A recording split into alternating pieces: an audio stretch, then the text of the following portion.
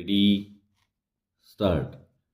The respondent, a constable in the Railway Protection Force, was served with a memo of charge containing the allegation that while on duty at the railway station, he, along with another constable, jointly caught hold of a passenger at the railway platform, dragged and assaulted him, and snatched money and the key of a tractor from his possession. The inquiry officer held the respondent guilty, and the disciplinary authority, agreeing with the same, inflicted upon him the punishment of removal from service.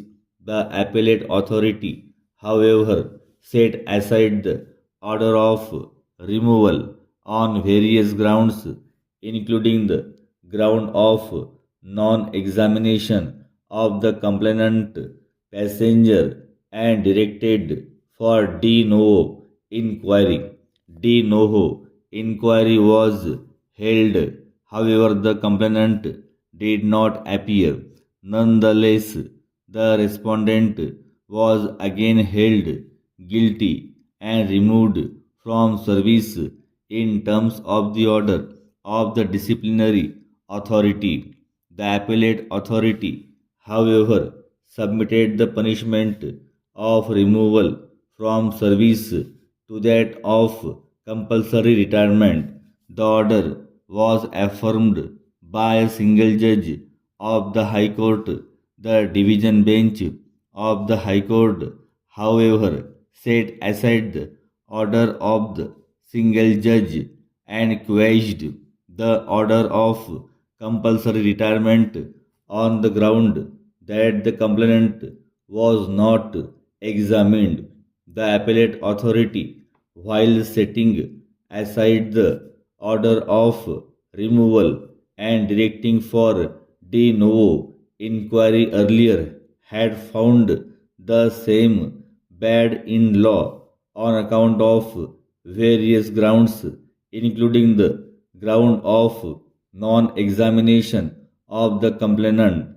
Thereafter, in the de novo inquiry, the inquiry officer had taken pains to call the complainant from his native place, but he did not appear during the inquiry.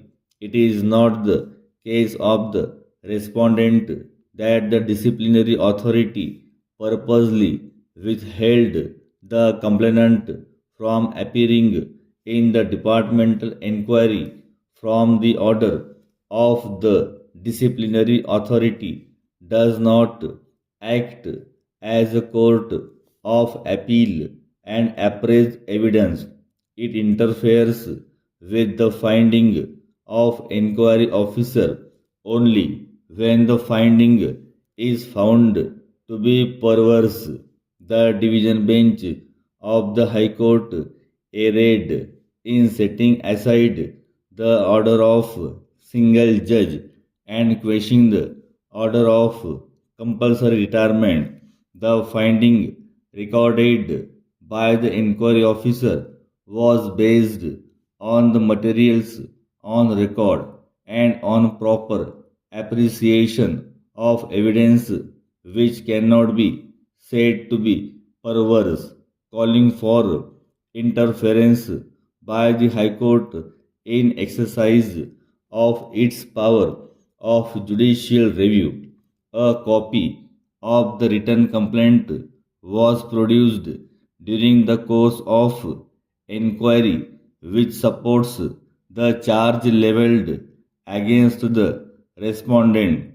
Further, the respondent in the defense had accepted the detention of the complainant and his release.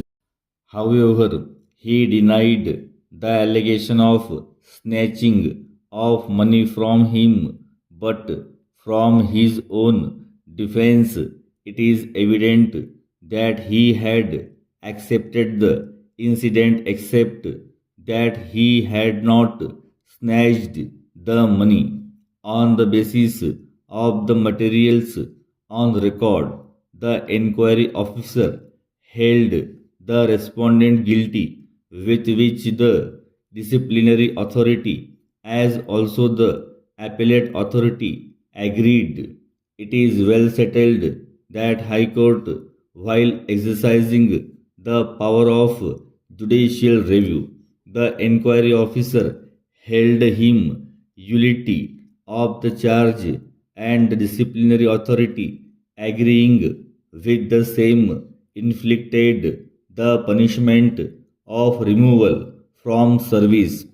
The writ petitioner preferred appeal, and the appellate authority allowed the appeal, set aside the order of removal, and directed for de novo inquiry, and while doing so observed as follows: However, I find that there were some gross irregularities in the course of the proceeding inquiry. First, from the very beginning of the proceeding, the delinquent should have been given the option to engage a friend for defending his case, and thereafter, in presence of his friend, the inquiry should be started. Secondly, the complainant was not examined during the course of proceeding inquiry. Thirdly, the complainant's story of delivery of a tractor of Burdwan and boarding a train from Asansol. After that record, further examination by inquiry officer and cross examination by the delinquent. Thereafter, a de novo inquiry was held, in which the writ petitioner was allowed to engage a friend. However, Harish Chandra Ram, the victim, was not examined. Nonetheless, inquiry officer held the writ petitioner guilty of the charge. A copy of the inquiry report was made available to the writ petitioner, and he submitted his reply. The disciplinary authority considered the report of inquiry officer and reply of the writ petitioner, and passed the order of removal from service. As regards the plea of the writ petitioner regarding non-de-examination of Harish Chandra Ram, the disciplinary authority observed as follows. In the third para, he has alleged that the complainant Shri Harish Chandra Ram could not be presented in the inquiry, and hence the complaint is false. But this defense of Shri Guha cannot be accepted, because the fact of the matter is that Harish Chandra Ram was illegally detained and released by Constable B. Guha along with C. Rameshwar and Guha.